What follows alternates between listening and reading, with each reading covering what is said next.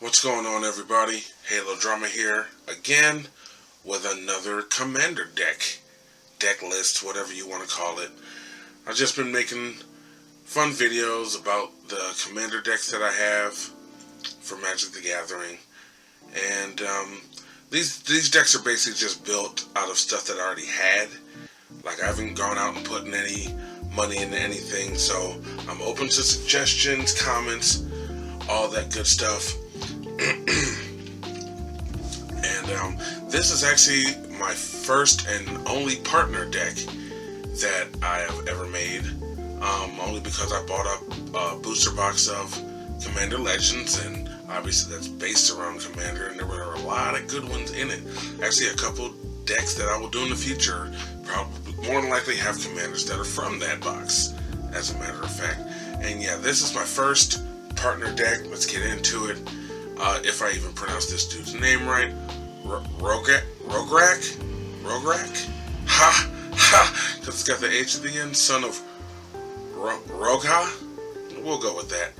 It's a 0-drop, but it still has a red color identity, so obviously there are going to be some red cards in this deck. 0/1 legendary creature, Kobold Warrior, has first strike, menace, and trample, and obviously the partner mechanic, so you can have two commanders. Doesn't seem too threatening at first, but once we get into the deck, you'll see why he may or may not be an issue, especially for the fact that even if he gets taken out, his commander tax is low. Don't get me wrong, I've had this thing up there before, but not too often. But the partner of his is Ardenn, Intrepid Archaeologist. Costs 2 and a white. It's a 2/2 legendary creature core scout. At the beginning of combat on your turn, you may attach any number of auras and equipment you control to target permanent or player, and has the partner mechanic.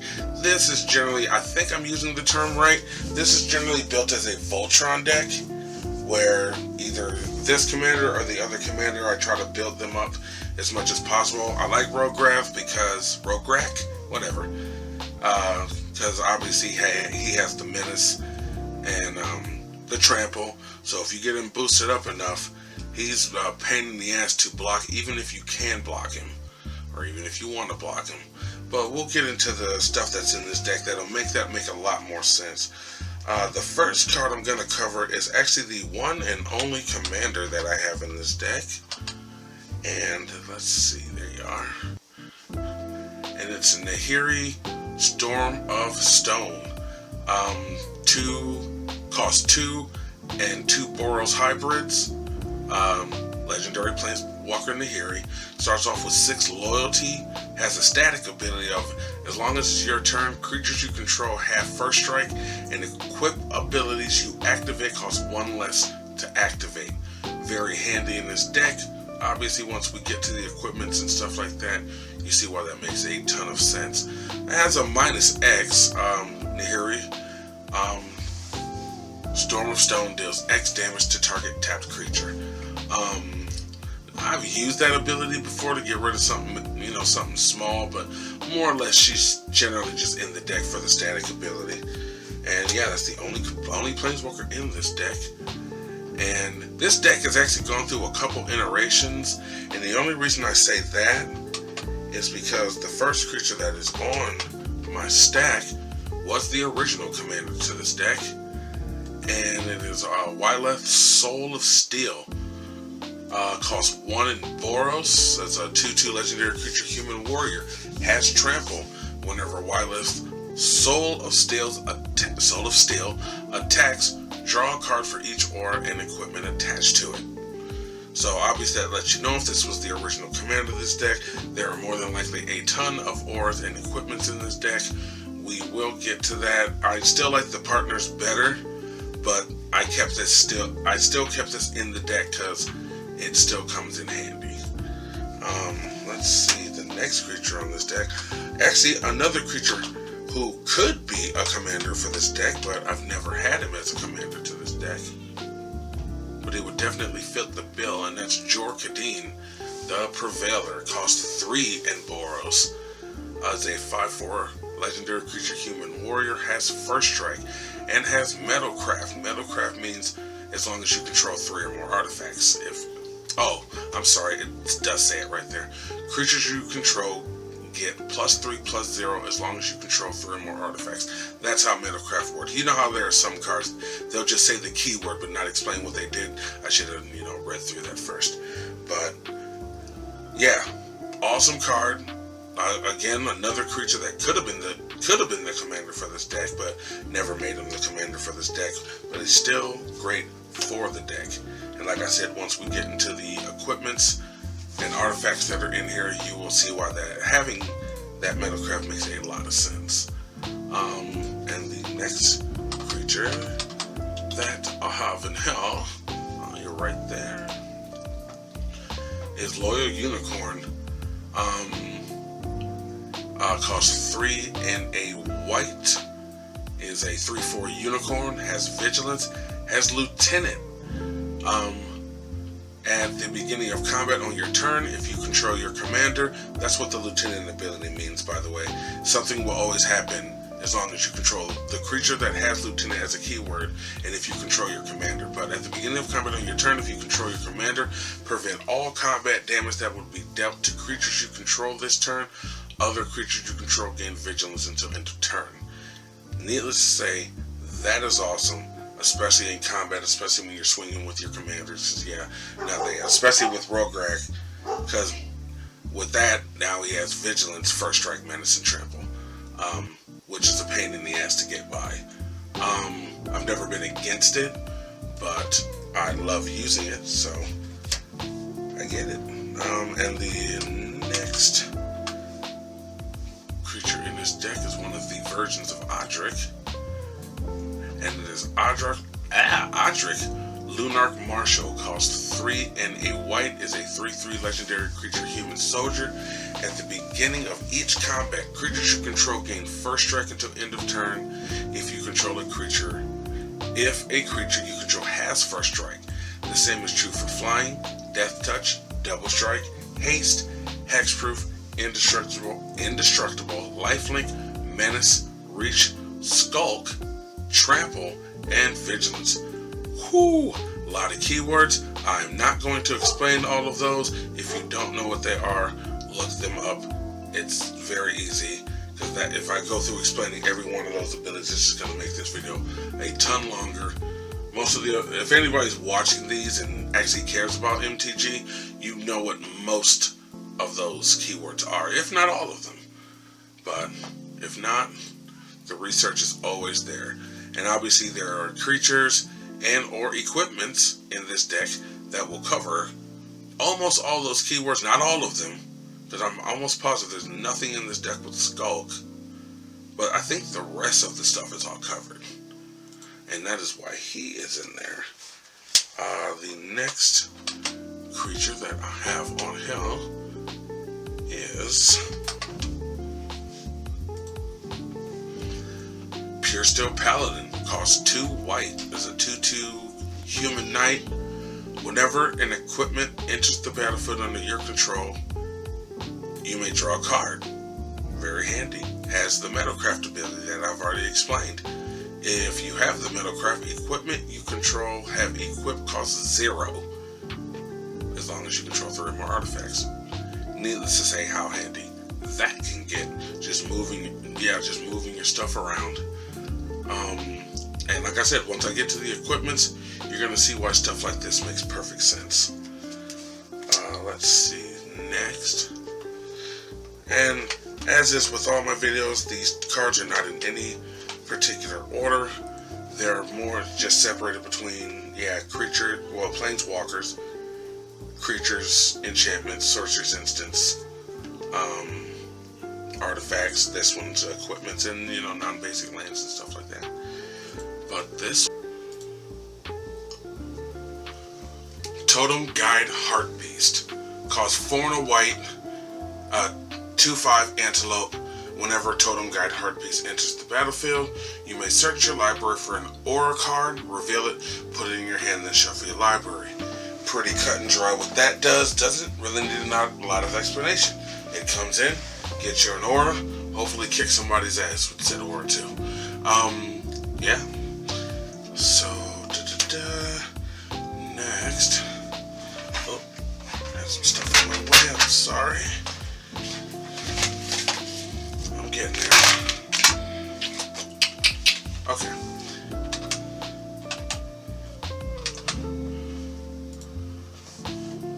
I have Rograkh, Architect of Ascension. Costs 3 and a white. Is a 3/4 legendary creature, human artificer. Artifacts you control have protection from each converted mana cost amongst artifacts you control. Has the partner ability, but that's irrelevant in this particular case because like I said, there's going to be a lot of equipments in this deck, and obviously the more different cost equipments I have, they have protection from the different mana spells. So have this on the board with 2 or 3 different artifacts depending on the cost. Yeah, you won't be able to destroy them because they'll have protection from whatever. Like if you obviously say if you had Swiftfoot Boots on the board that costs 2, you're not going to be able to naturalize it because that costs 2. So yeah, that is why that is there. And let's see, what do we have here? And next we have Windborn Muse, 3 and a white, 2/3 spirit, flying. Creatures can't attack you unless their controller pays 2 for each creature they control that's attacking you. More of a, what do they call that, stacks type of ability. So obviously when this is on the board, depending on how much mana you have open, you're only going to be able to attack me with so many creatures. Sometimes you won't be able to attack me at all, depending on how much mana you left open or what creatures you're attempting to attack me with. So yeah, like that card. And next I have Beard, whatever. Steward of Argive, or Argive, maybe it's French. Costs 2 and 2 white, it's a 2/4 legendary creature, human soldier. Has vigilance. Creatures can attack you or a planeswalker you control unless their controller pays 1 for each of those creatures. Yet another stacks ability to go on to make it harder for you to attack me. That's pretty much it. 2 forward vigilance, not bad. Excuse me. Next one I have on here. I actually didn't realize there were 2 Danithas. I would look into the other one at some point. Danitha Capuchin Paragon. Remember, I've said in videos that I butcher some of these names, so if I'm pronouncing them wrong, you'll get over it. You know what I meant. Omniscience. No, I'm just playing. 2 costs 2 and a white. Is a 2/2 legendary creature, human knight. Has first strike, vigilance, and lifelink, so that's nice already. But also aura and equipment spells you cast cost 1 less to cast. Like I said, this is generally a Voltron type deck, and like I said, once I get into the auras and the equipments that are in this deck, you'll see why this is quite handy. And oh, very nice card for the next one. Oops, didn't click that. I'm sorry, I'm just pressing buttons, not typing shit. And that is, wow, that's not the art I have at all. It's not even giving me the option to pick a different one. But in any event, Gisela, Blade of Gold Knight, costs 4 a red and 2 white. Is a 5/5 legendary creature, angel. Has flying and first strike. If a source would deal damage to an opponent or a permanent an opponent controls, that source deals double that damage to that player or permanent instead. If a source would deal damage to me or a permanent I control, prevent half of that damage rounded up. The thing I love about this card is not only, obviously it's going to double any damage that I'm doing. It says if a source would deal damage to an opponent. So if one of my opponents deals damage to another one of my opponents, it still gets doubled. And that can get pretty nasty, having this down in a 4-player game, watching people just beat the hell out of each other. But mostly this is one of those kind of cards, like if it hits the board, like you almost become a target, but you only become so much of a target with getting the damage halved that's coming towards you. But yeah, Gisella's an awesome card. That's a crazy ass art, but yeah, that's not the Gisela that I have, but it is what it is. Same thing nonetheless. And the next one up, there you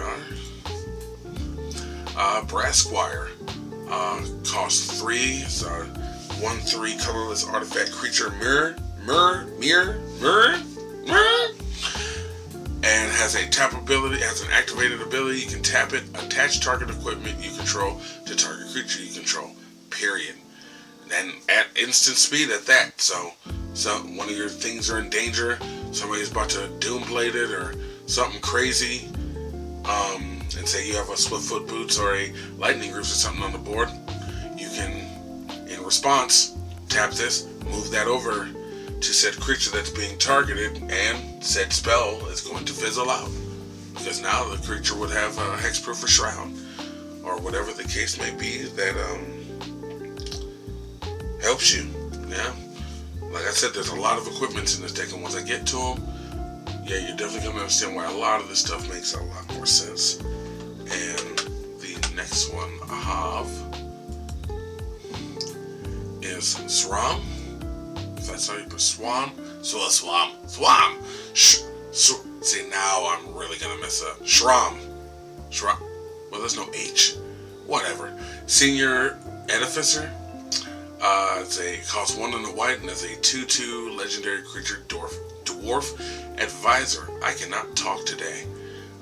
Whenever you cast an aura, equipment, or vehicle spell, draw a card. Again, it's a Voltron deck, so it's a guarantee I'm gonna get some cards off of this. There are no vehicles in this deck, but there are plenty of auras and equipment, so it still fits, if I do say so myself. And let's see the next one.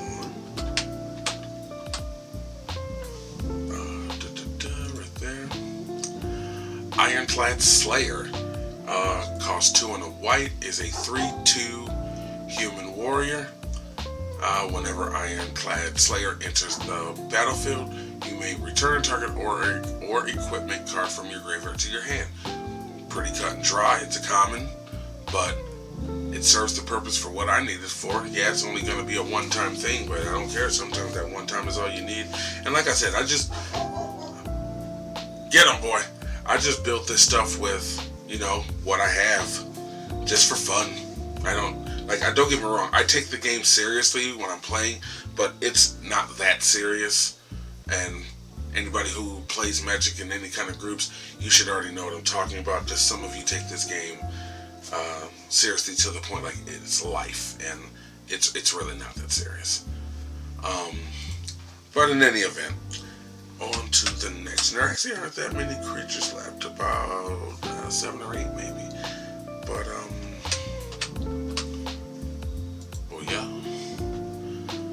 Balefire Liege costs 2 and 3 Boros hybrids. Is a 2/4 Spirit Whore. Other red creatures you control get +1/+1. Other white creatures you control get +1. Whenever you cast a red spell, Balefire Liege deals 3 damage to target player or planeswalker. Whenever you cast a white spell, you gain 3 life. Pretty cut and dry. It's a Boros deck. You cast something, you're getting something. I mean, granted, a lot of this is auras and equipments, but for the creatures that I do have on the board, obviously, this is gonna boost them. Especially, obviously, if they're red and white, they just get all the above. Or if I cast a spell that's red and white, I'm serving some damage and gaining some life. Who's gonna argue with that?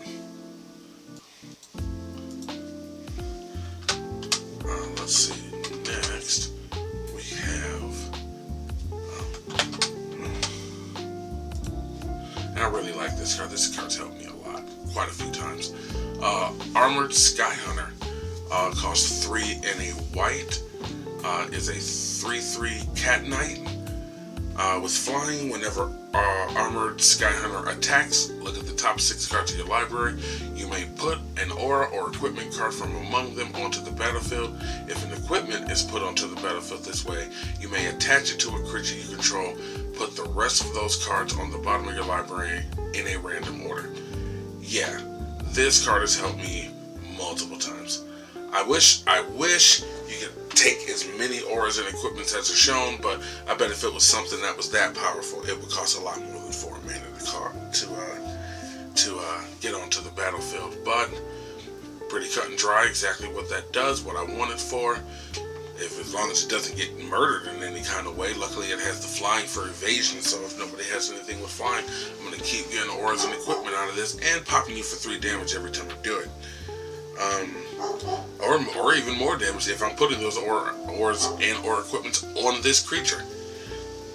Yeah, it just makes it a lot better.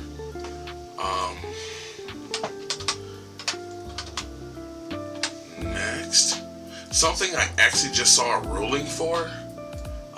Kind of sucks, but it is what it is. But Bastion Protector, 2 and a white, 3/3, human soldier. Commander creatures you control get +2/+2 and have indestructible. Now, where did I see that? Was it on one of these? Let me see. Commander creature, is it permanent? Yeah, we know that. Commander creature you control, whether you own it or not. That aren't currently okay, I get that. But I'm pretty positive that I read some kind of ruling just yesterday where it said something that said, you know, commander creatures you control, you know, get some kind of bonus. And if you're running partners, you have to pick which one that is. Don't get me wrong, I'm gonna look more into it because I really hope that that's wrong. But I'm pretty sure, yeah, I just read that like yesterday or the other day. That said basically, like, say if both my commanders were on the board and this entered the battlefield, I'm automatically under the assumption that both of my partner commanders would get +2/+2 and indestructible. But if I read what I read and it's correct, I need to look more deeply into it. Is that you have to pick which one gets that bonus. Like I said, if that's wrong, let me know that I'm wrong. I hope it's wrong. I want that to be wrong. I want both of my partners to get +2/+2 and have indestructible. That'd be amazing. That's why I put this card in this deck. Don't get me wrong, I'm not going to take it out, because even if it is a situation where I have to pick one, I'm still picking one. And it will still get some use. Alright, down to the last 5. Only one Tiana in the whole game. Tiana, Ship's Caretaker. Costs 3 and Boros, is a 3/3 legendary creature. Angel Artificer, has flying and first strike. Whenever an aura or equipment you control is put into a graveyard from the battlefield, you may return that card to its owner's hand at the beginning of the next end step. Again, another one of those cards that's pretty cut and dry. What it does, why it's in here: you kill one of my creatures with an aura on it, and this is on the battlefield, I at least get the auras back. If you find a way to destroy one of my equipments or something of that nature, this is on the board, I get it back in my hand at the end step. And thus the cycle keeps going. Next, down to the last 4, I have Auramancer. I'm sure a lot of people know what this is, what this does. This is not new in any way, shape, or form. It's been reprinted a bunch of times, I'm sure. Costs 2 and a white, is a 2/2 human wizard. Whenever Auramancer enters the battlefield, you may return target enchantment card from your graveyard to your hand. And so, yeah, that can be just regular enchantments. Well, hell, it could be world enchantments if I owned any, but I do not. But obviously great for the auras that I'm losing, because some of these auras are awesome. And yeah, it's pretty cut and dry. Common card. It comes in, it does what I need it to do, and then it just becomes a chump. It is what it is. Down to the last three. That is not one word. And booyah. Blade Historian costs 4 Boros Hybrid. Is a 2/3 human cleric. Attacking creatures you control have double strike. There's really no explaining needed for this. I swing at you, my creatures get double strike. Cut and dry. No further explanation needed in my opinion.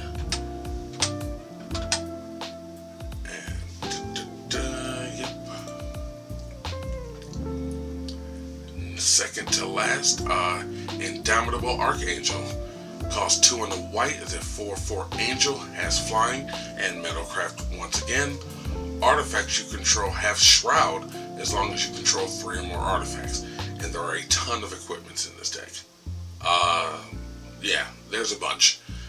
So needless to say, getting that metalcraft is very easy. And then you can't blow my shit up. I mean, don't get me wrong, you can mass wipe my board or anything like that, but as far as direct targeting, like smelt or something like that, yep, that's not happening. And the last card, or the last creature, I should say, not the last card, not even close to the last card.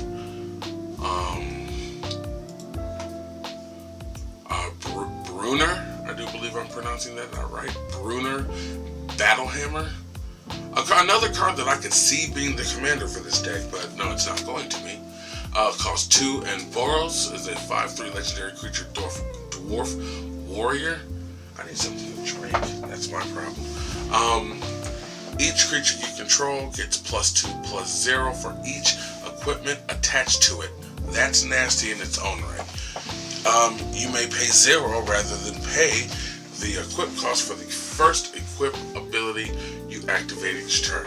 Now, granted, I'm well aware that I have multiple things in here that either lessen my equipment costs or obviously make my equip cost 0, but you guys know how this game goes. Sometimes you gotta have a backup plan to the backup plan. You're not always gonna have one, but you can always hope that you at least have the other, And next, and there's this nice little stack here, I'm going to go into my enchantments.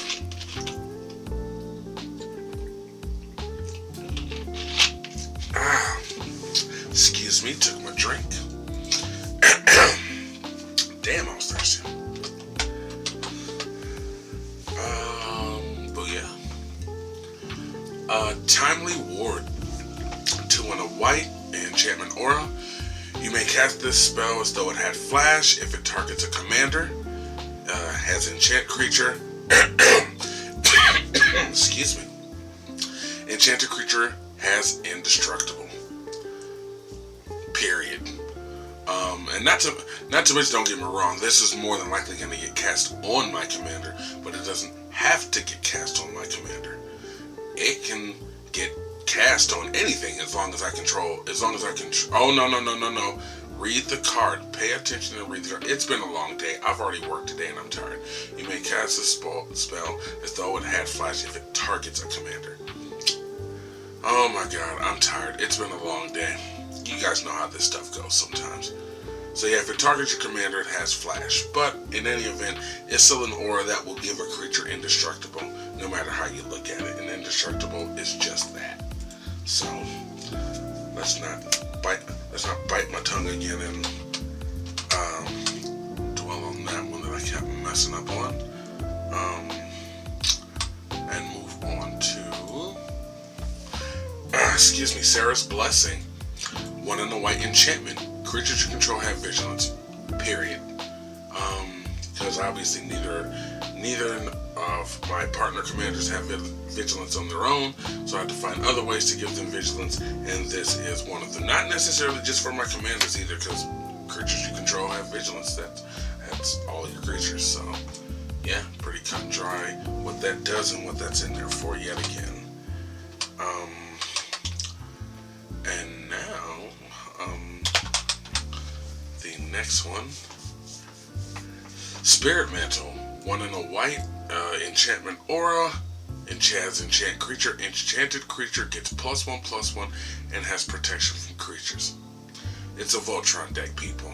I'm sure if anybody's out there that has ever played with like Narset or maybe Zur, you may or may not have this card in there because protection from creatures, which in layman's terms, it makes your creatures unblockable. Because, yeah, it has protection from creatures, so you can't even set them up to block because he's protected from that. It's just going to come straight through to your face. The fact that costs 1 and 0. Well, I know this guy was going to say, yeah, M12. Was Commander around M12? I honestly don't remember. It probably was. But I was probably playing more 60 cards, modern and stuff back in those days. But now I'm in this realm, Commander. Because this card's actually pretty stupid in Commander. You just make your Commander unblockable. And depending on how big they are, giggity, that's what she said, mess around and one-shot you. Yeah, again, depending on what's going on. I've always said that about this game. This game is purely situational sometimes. Next, I have Ghostly Prison. Cost 2 and a white enchantment. Creatures can't attack you unless their controller pays 2 for each creature they control that's attacking you. Just another great stacks card that makes it harder for you to swing at me. I'm sure a lot of you already know this card. It's very handy. And the next one, wow, it's the only card with the word fighter in it. Well, at least for the first word. I can't speak for the second one. There's so many damn cards. It's almost crazy sometimes when you find a card that has, one word in the title, and it's just like, that's the only card that has this word, but it is what it is. Fighter class cost Boros, costs a red and a white. Is an enchantment class. When it enters the battlefield, obviously, it's a low level 1. When it enters the battlefield, when fighter class enters the battlefield, search your library for an equipment card, reveal it, then put it in your hand. Pretty awesome for 2 mana, if I do say so myself. But then, as a sorcery, you can pay to up it levels, and if you pay 1 in Boros, you will up it to level 2, which states equip abilities you activate cost 2 less to activate. And listen, some of these equipments only cost 2 to activate. Some of them only cost 1. I do believe Swiftfoot Boots only cost 1. Guess what? That'll cost nothing. Just move it. I mean, you still have to obey the timing rules. You can't just move it at instant speed unless you have a card that specifies otherwise. But still, you don't have to pay to move it around as long as there's nothing else going on and you're in your first and second main phase. Yeah, pretty cut and dry. And if you pay 3 in Boros and boost it up to level 3, which keep in mind, if you do get it to level 3, that does not take away level 2's abilities. So yeah, if you get it up to level 3, your equipment still costs 2 less to equip to a creature. But anyway, if you get it up to level 3, whenever a creature you control attacks, up to 1 target creature blocks it this combat if able. I have used that before, but not very much. Usually once I get it to the level 2, I just leave it there and use my mana for other stuff. Yeah.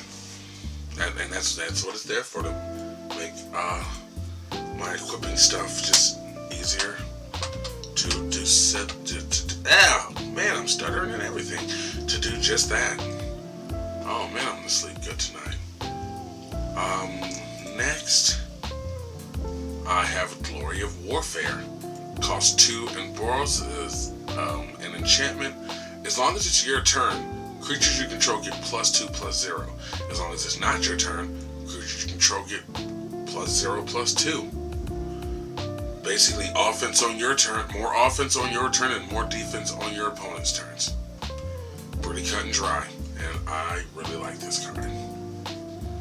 I have since, I was gonna say, Alara Reborn. I almost said Shards, but I was close. Actually, the one I'm holding in my hand is the Alara version. But yeah, either way.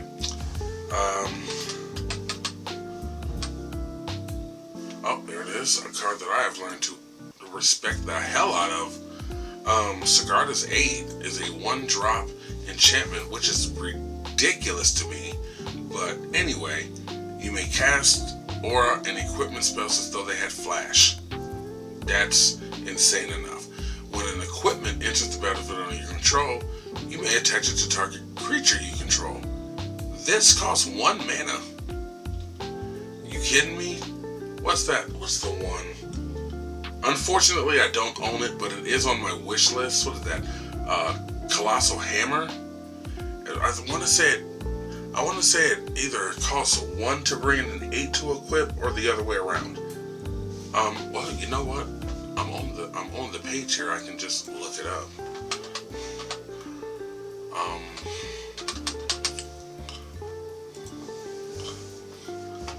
Yep, costs 1 to put on the battlefield, costs 8 to equip. But with Sigarda's Aid, I can just immediately throw this on something.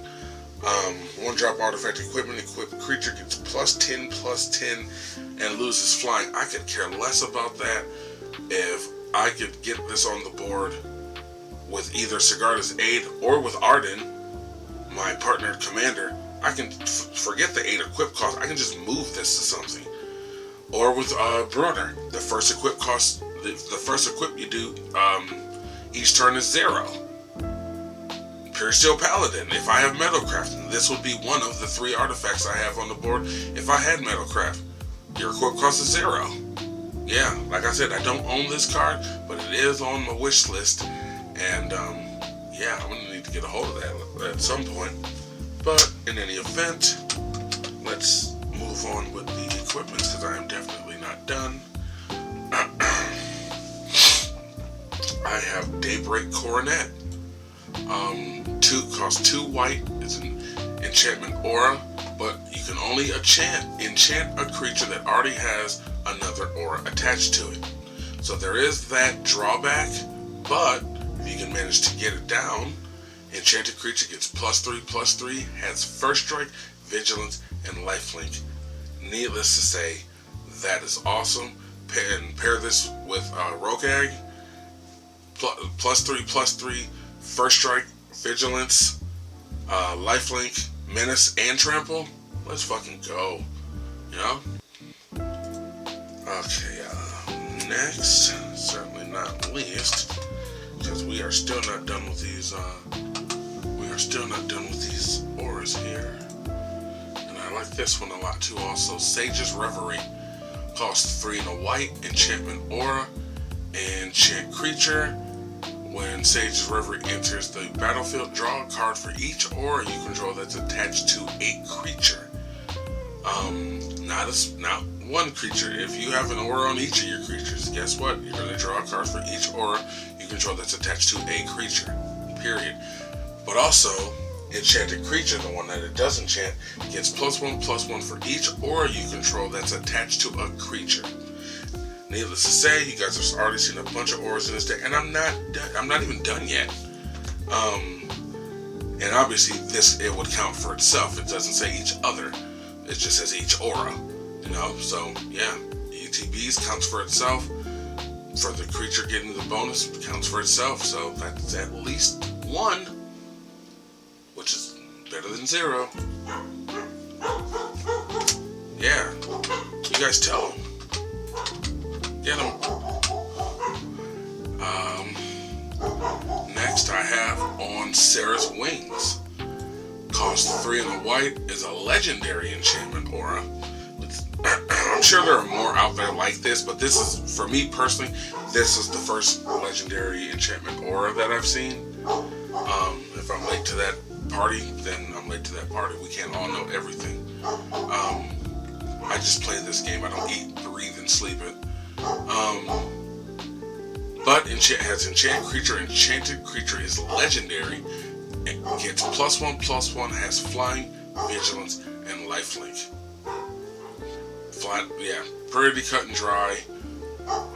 Yeah, whatever creature, yeah, you put that on, it's gonna definitely beast it up some. And who's gonna argue with that lifelink also? Let's see.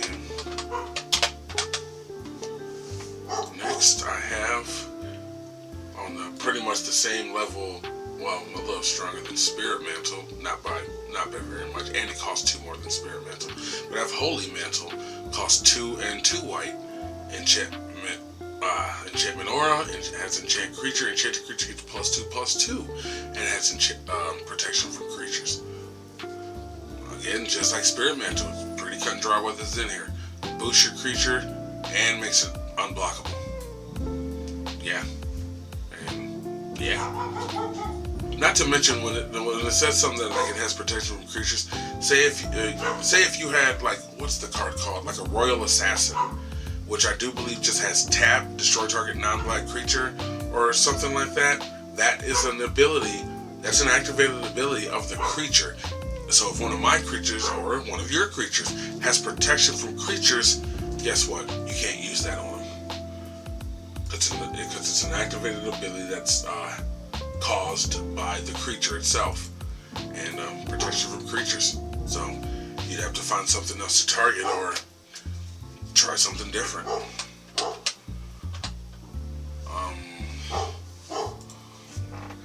Next, let's see. I have Duelist Heritage. 2 and a white enchantment. Whenever 1 or more creatures attack, you may have target attacking creature gain double strike. And the crazy thing is, for the most part, every time I attack in this deck, I'm more than likely just attacking with 1 creature. But nothing wrong with having a backup plan to the backup plan, as I always say. Excuse me, took another drink. But yeah, let's see. Oh, we're finally down to the last 2 enchantments. And let's see. One of them is Unquestioned Authority. Costs 2 and a white. Enchantment aura has enchant creature. When Unquestioned Authority enters the battlefield, draw a card. So that's awesome. Enchanted creature has protection from creatures. Under the exact same lines as the Spirit Mantle and the Holy Mantle, whatever creature you put that on, it's going to make it unblockable. And that is why that is there. And the last, enchantment that I have in this deck is Sphere of Safety. It costs 4 and a white enchantment. Creatures can't attack you or a planeswalker you control unless their controller pays X for each of those creatures, where X is the number of enchantments you control. Which, obviously, this is literally the last enchantment, so you see how many enchantments I have in this deck. And not to mention it counts for itself, so that's at least 1. But you get a bunch of those other enchantments and a bunch of those other auras on the board, which I have before. This is going to make attacking me cost a knot. And next I will move on into my sorceries, which I actually found out and realized that there are only 2 sorceries in this deck. But it is what it is, because they're very useful. Alright, and the 1 of 2 sorceries that I have in this deck is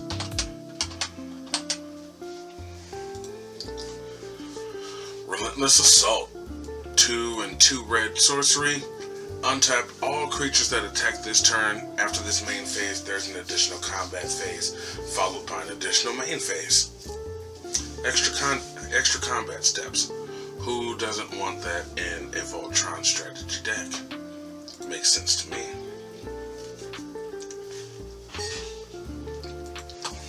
And the other one is Open the Armory. Costs 1 and a white. Sorcerer, obviously. Search your library for an aura or equipment card. Reveal it. Put it in your hand and shuffle your library. Pretty cut and dry what that does and what it's in there for. Go get me a slick aura, slick enchant or equipment, or just something I need at the time. Say if I need to go find some kind of protection for my commander, I can go in there and get a quick Swiftfoot Boots or Lightning Greaves. Alright, now we'll get into the few instants that I have in here, which there aren't actually that many, but in this deck, not not really looking to spell sling. I'm looking to fight, you know. Sometimes it can and sometimes it can't get around spell slinging type decks, but it is what it is. Every deck is different. I'm not that person that goes out and spends every ounce of his money on these cards. I just like to play and have fun. Anyway, first sorcery sorcery instant that I am looking at is Valorous Stance. Costs 1 and a white. You can get to choose one. I love cards with versatility. Target creature gains indestructible until end of turn, or destroy target creature with toughness 4 or greater. Like I said, I love things with versatility. Top part can save one of my creatures, definitely save my commander. Second part can get a creature out of the way that maybe I'm trying to get through and attack you. And yeah, you can move that big ass shit out of my way. And the next, and granted this is a Boros deck, so I'm sure some of you already assumed that this would be in here, and it definitely is, and it is Boros Charm. Again, I like versatility. Costs Boros itself, and you get to choose one.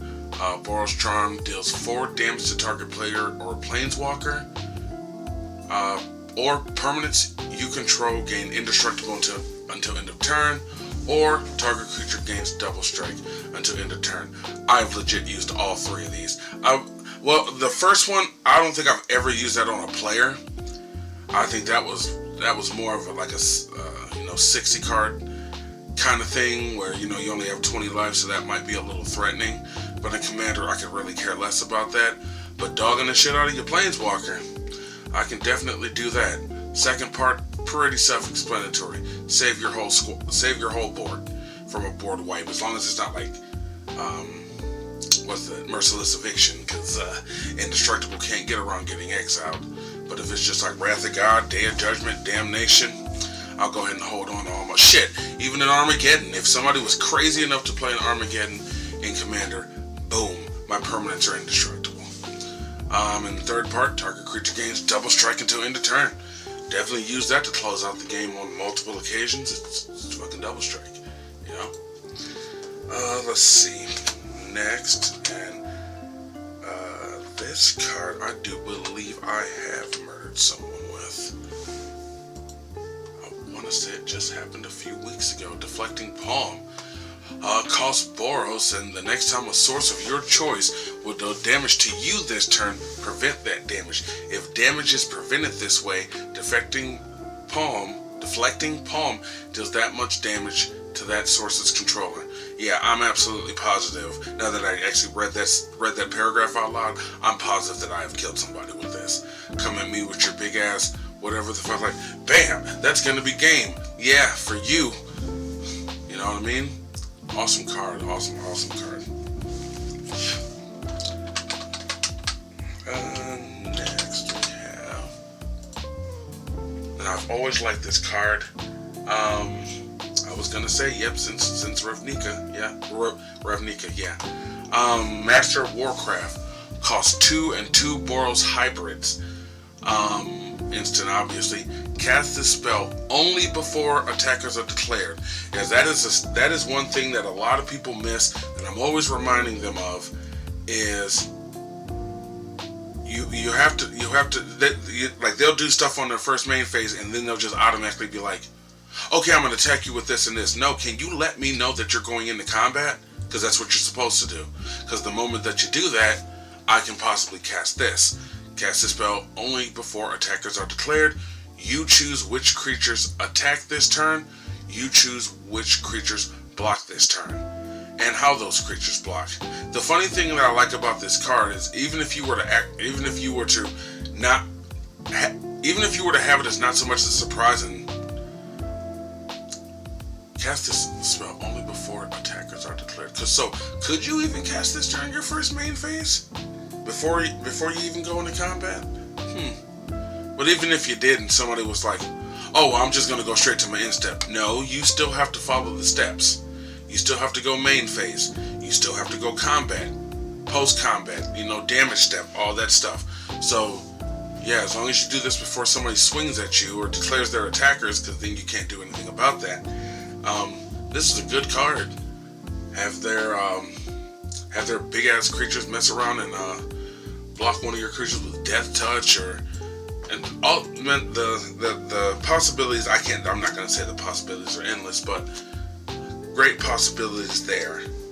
And then the next one, another nice versatile card, which I wonder if will it show both sides? Oh yeah, I guess it will. Booyah, there we go. Wear and Tear. Has the fuse ability. You can either cast one side or you can cast both, as long as you can pay for all of it. But seeing as in this only equals up to 3, it's not really a huge problem. The Wear side costs 1 and a red, destroy target artifact. The white side, Tear, costs 1 white, destroy target enchantment. Versatility. I like it. I like it a lot. And the second to last.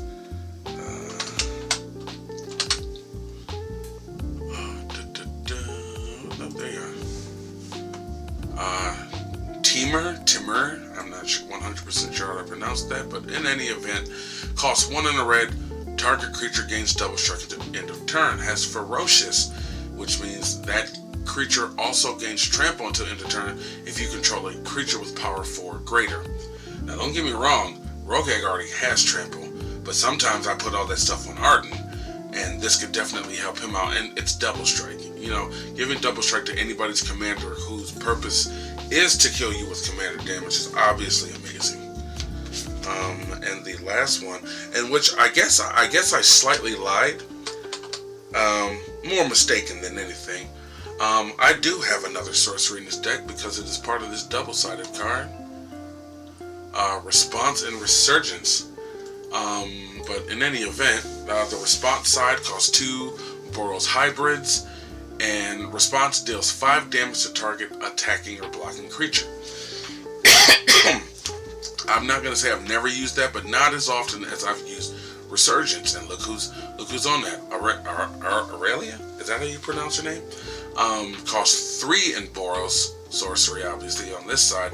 Creatures you control gain first strike and vigilance until end of turn. After this main phase, there's an additional combat phase, followed by an additional main phase. Yeah, that's why that card's in there. I've used that side more than anything. Don't get me wrong. I'll use response in a pinch if I absolutely have to, but if I don't have to, I'm saving it for that resurgence side so I can hopefully just swing at you and swing at you again, and the game will be over.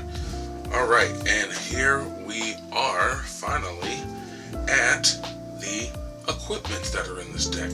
There are no actual just straight up artifacts in this deck. Let me check one more time real fast just to make absolutely sure. No, they are not. Oh, surprisingly, yes, this deck does not have a soul ring. But sometimes you gotta make room for other stuff and hope for the best. It is a singleton format, so even if I was to put a soul ring in there, it doesn't necessarily mean I'm gonna get it.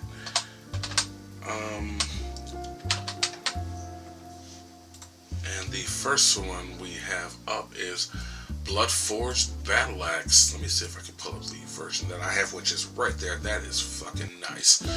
Bloodforged Battle Axe costs 1 artifact equipment, obviously. Equipped creature gets +2/+0. Whenever equipped creature deals combat damage to a player, create a token that's a copy of Bloodforged Battle Axe. Equip costs 2. I say I've gotten as many as 3 of these on the board, and that didn't really get any further than that because somebody died, or it was where we were playing one-on-one or something, and yeah, it was over. But yeah, this card is awesome. Yeah, you keep hitting, especially with Rohgahh having Menace. Yeah, make a bunch of cards, just move that shit around, or just put them all on the same creature.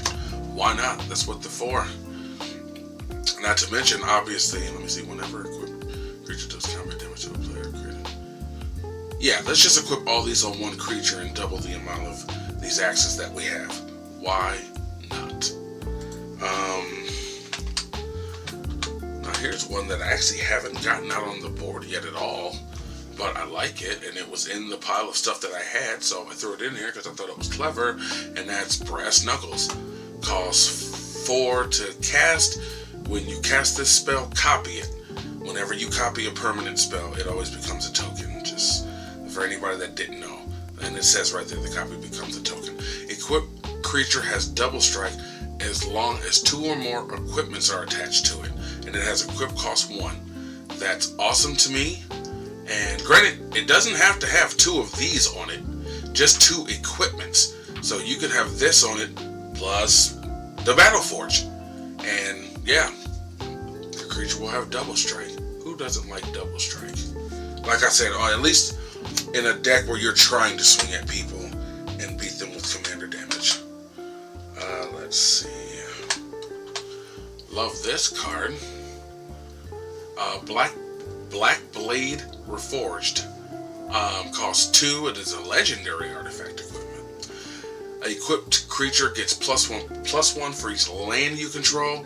Has equip cost legendary creature 3. Normal equip cost on any normal creature is 7. I'm pretty positive I've never put this on any regular creature in the deck. It's always gone on something legendary. A lot of times I don't even have to pay the equip cost because I have so many ways in here to make my equip cost low to 0. And +1/+1 for each lane you control. Come on, I don't have to explain that. Let's go. Let's see. Next one is Plate Armor. Costs 2 and a white, and has equipped creature gets +3/+3 and has Ward 1. For those that don't know, it is right there on the card, but I'll just say it anyway. Whenever equipped creature becomes the target of a spell or ability an opponent controls, counter it unless that player pays 1. I've seen Ward go as high as 3 personally. I think there's ones that are out there that are higher, but I'll have to do more research on that. Has equip cost 3, but this ability costs 1 less to activate for each other equipment you control.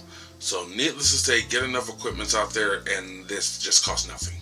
And you can just move it around. At sorcery speed, but still. You can just move it around. +3/+3 and Ward 1. I know Ward annoys the hell out of me, so why not have it annoy somebody else for once?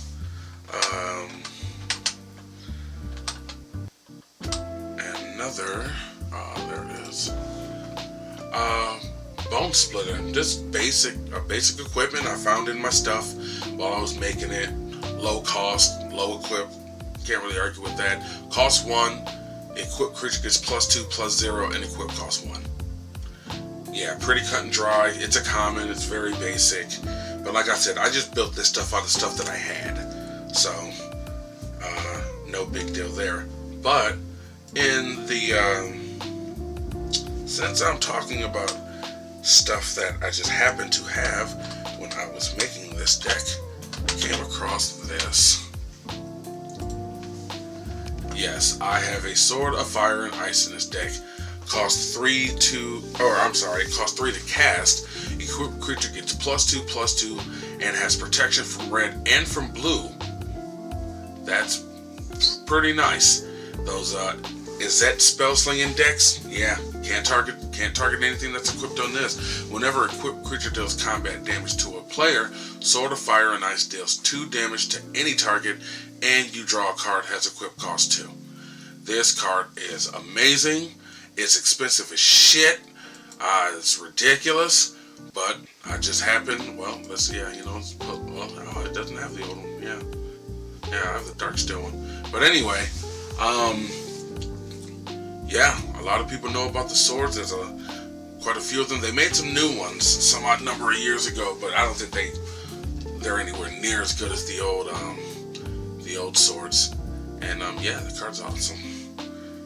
The next, I feel like any equipment deck could definitely use this. Or Voltron, commander decks, especially Hero's Blade. Excuse me, costs 2 to cast. Equipped creature gets +3/+2. Whenever a legendary creature enters the battlefield under your control, you may attach Hero's Blade to it. It has equip cost 4.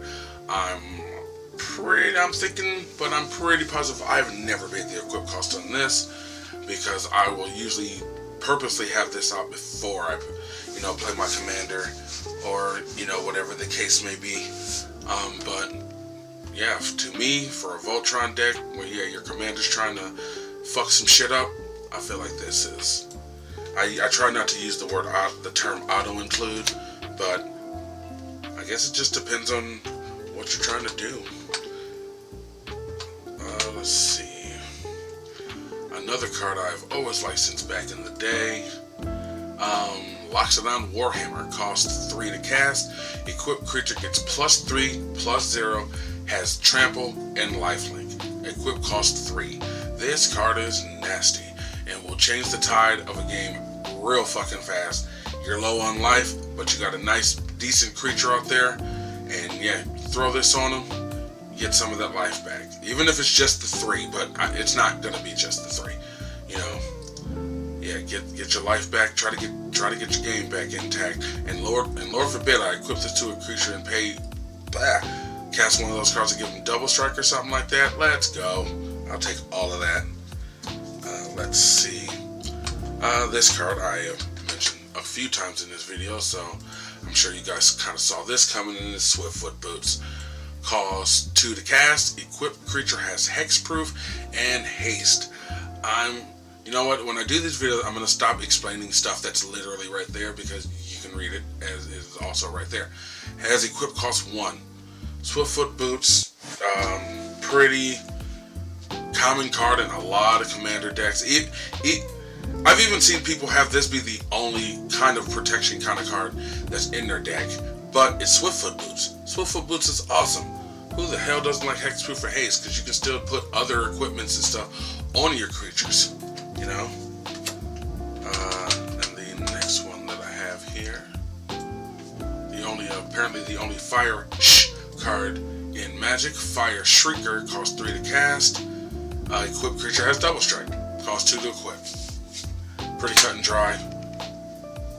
Yeah, it is.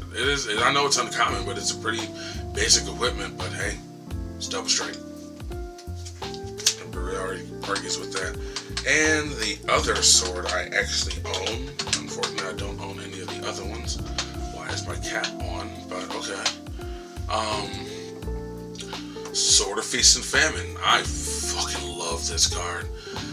Costs 3 to cast. Equipped creature gets +2/+2 and has protection from black and from green. Golgari decks beware.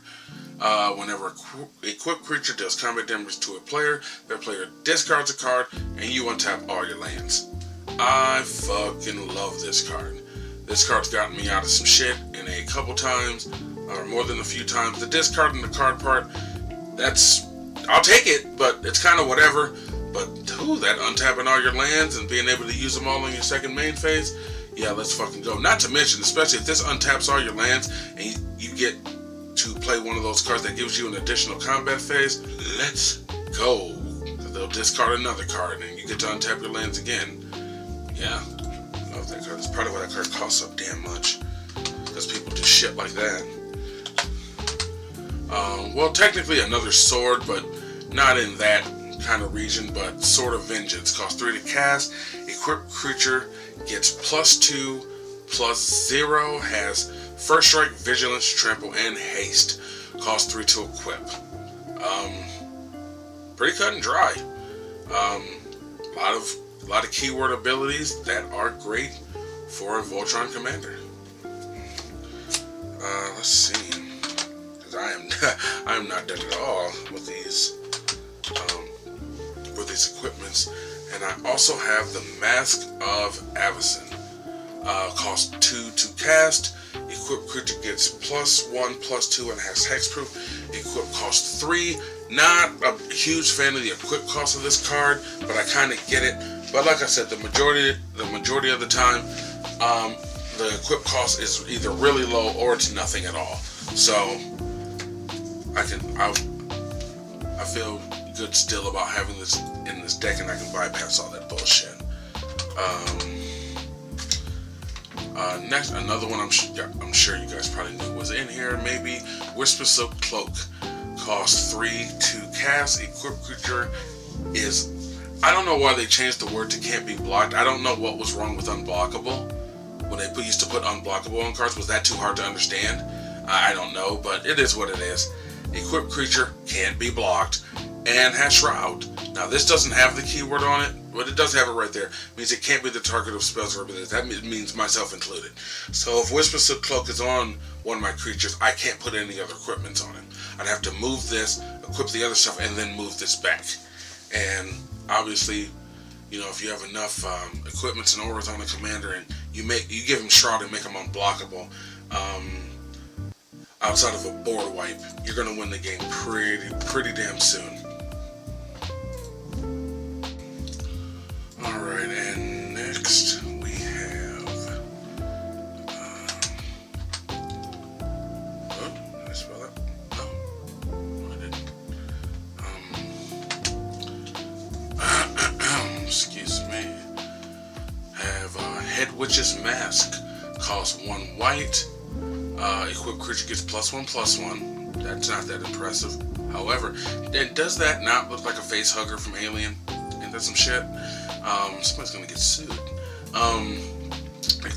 But this is the part I like. Equipped creature can't be blocked by creatures with power 4 or greater. So yeah, you have those big dumbass creatures that I normally couldn't get past, or you know, at the time I couldn't get past. I can now. Yeah, and it has an equip cost too. Sorry, I left that part out. Yeah, pretty basic common, but the fact that I can get past your big creatures that could have possibly killed my commander, yeah, I'll definitely take it. Okay, next I have an oldie but goodie from Kamigawa. Well, it was from Kamigawa Champions, yeah, but I guess it was reprinted. Oh, and Dominaria. Oh, okay. Tenza Godol's Maul costs 3 to cast. Legendary artifact equipment. Equipped creature gets +1/+1 as long as it's legendary. Gets an additional +1. Equipped creature gets +1/+1 as long as it's legendary. It gets an additional +2/+2. As long as it's red, it has trample. Equip costs 1. This is in this deck for Rograkh, straight out. The trample part doesn't matter because he already has trample, but I'll give him +3/+3 just so he can swing at you all crazy. Yeah, I don't have a problem with that at all. And let's see.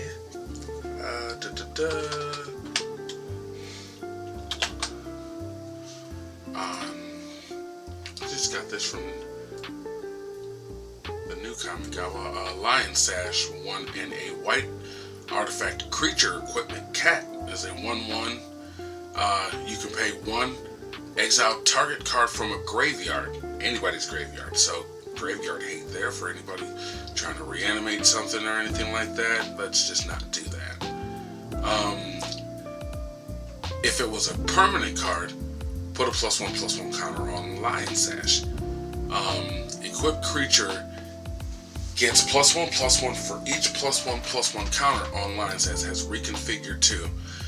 Basically, to narrow this down, it comes out as a creature, but you can reconfigure it onto another creature as an equipment, and you can reconfigure it back to being a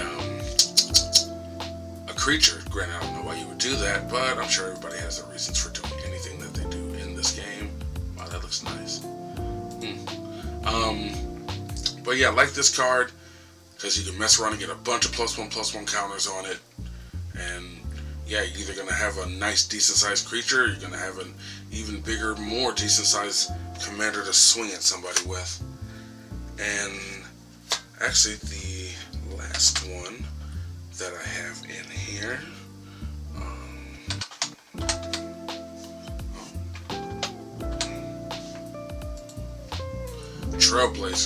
Trailblazers boots. You want to talk about some Voltron necessary shit. Pay 2 to cast, I'm sorry. Equipped creature has non-basic land walk, which means if you control a non-basic land, the equipped creature is unblockable. Here it says it can't be blocked, but it's unblockable.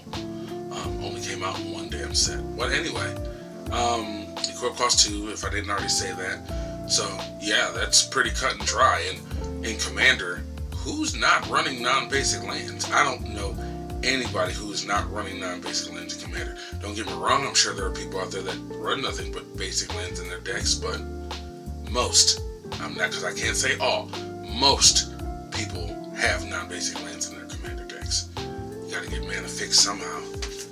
And that is that on the equipment. The last thing to cover, and I'm gonna go ahead and, when I start making more of these videos, I'm gonna go ahead and start, like, the land count doesn't matter. You know that I have, it's a Boros deck, so you obviously know that I have some basic plains and some basic mountains in the deck, so explaining that part isn't really necessary. But the non-basic lands could mean something completely different. Oops.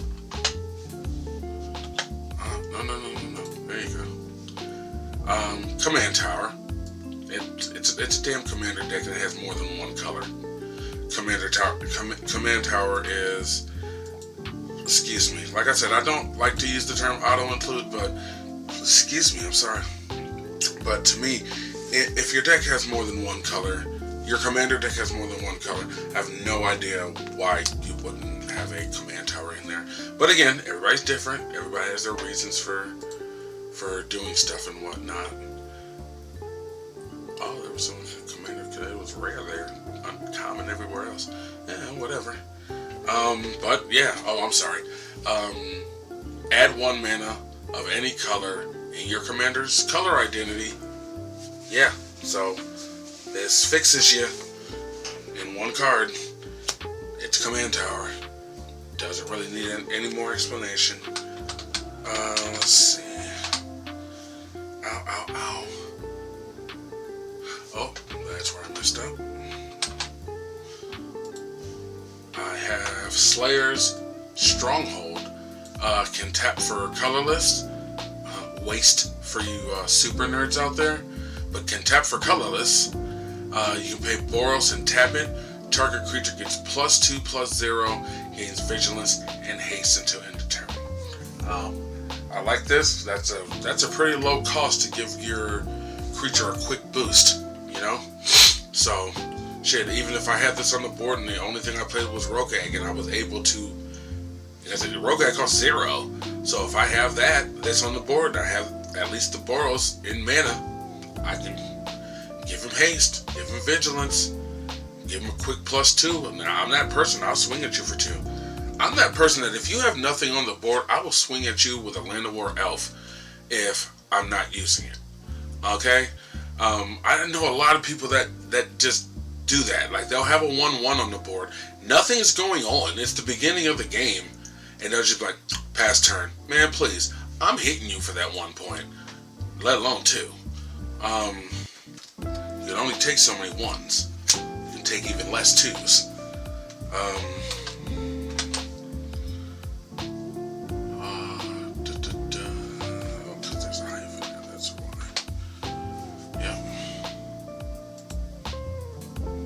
Windscar! Is this the card? Windscar? Is that the move? I don't know for anybody who watches anime out there. I swear every time I think of this card, I think of Inuyasha. I think it was Windscar. I think that was his move. But anyway, enters the battlefield tapped. When it enters the battlefield, get him, boys, get him.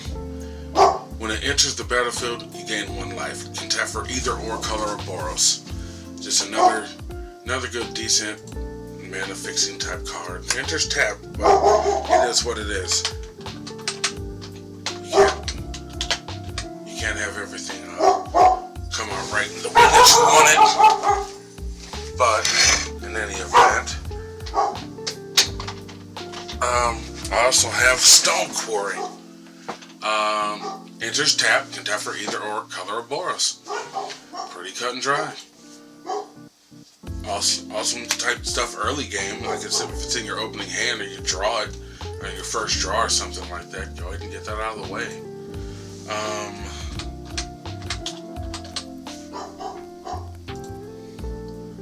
And also have Secluded, is it Steppe? Steppe is French.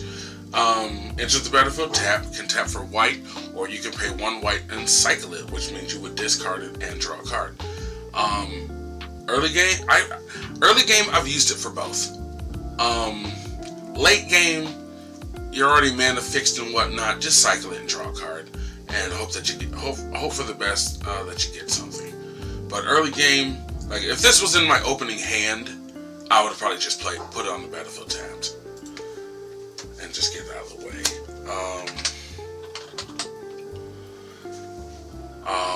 A land that I'm pretty sure is in every single commander deck that I have, and is Temple of the False God. Taps and adds 2 colorless. Activate only if you control 5 or more lands. Yeah, I love this card and its commander. You more than likely are going to get to at least 5 lands. If you don't, if you get your ass whooped that fast, that sucks. I'm not going to say I haven't been smashed super fast before, but no homo. But yeah, you get what I'm saying. Let's see. We also have Sunhome Fortress of the Legion. Can tap for colorless, or you can pay 2 and Boros. Target creature gains double strike until end of turn. Just another way to give one of my commanders double strike, or any creature, if I see fit. It just depends on what's going on, but more than likely I'm using that on one of my commanders. Next, another good mana fixing card. Clifftop Retreat. I have the old Innistrad one. Let's pull that one up. Clifftop Retreat enters the battlefield tapped unless you control a mountain or plains, which is going to happen. Tap and adds either or color or Boros. Yeah, like I said, just another great mana fixing card. And this, I like this card. Obviously, or it wouldn't be in here.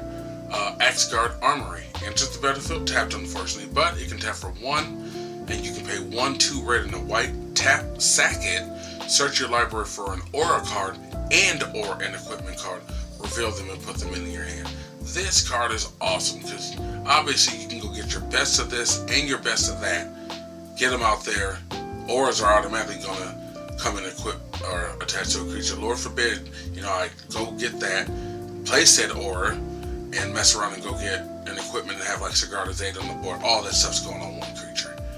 And I'm trying to run somebody's damn face over violently. It's really not that serious. And I also have Forgotten Cave. Enter the battlefield taps for red, or you can pay red and cycle it. Yeah, pretty much the same concept as the secluded step. Early game, I'll probably just play it to get it tapped. I can see me using it both ways, just depends on what's in my hand. Late game, yeah, just cycle it and draw a card. Hope for the best. And let's see, the second to last land in this deck is Opal Palace.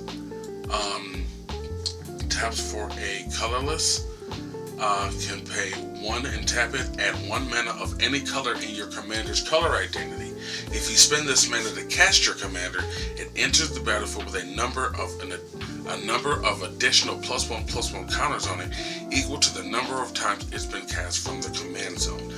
And listen, let me tell you, seeing as in Rograkh costs 0, and he starts out as a 0/1, he has gotten killed multiple times. Like, I've had this dude costing upwards to like 6 to 8, maybe more. And if I have the land and I can cast him again and I can use this for that mana, yeah, he's gonna come in a tank. Granted, removal spells will still get him. You can't never rule that out. But as far as like a lightning bolt or anything like that, you can chalk that up. Yeah, that's going nowhere. And the last non-basic land that is in this deck, like I said, I just built this deck with stuff that I had laying around, and it is Rugged Prairie. taps for colorless, or you can pay either or of a Boros hybrid and tap it to add 2 red, red-white, or white-white to your mana pool.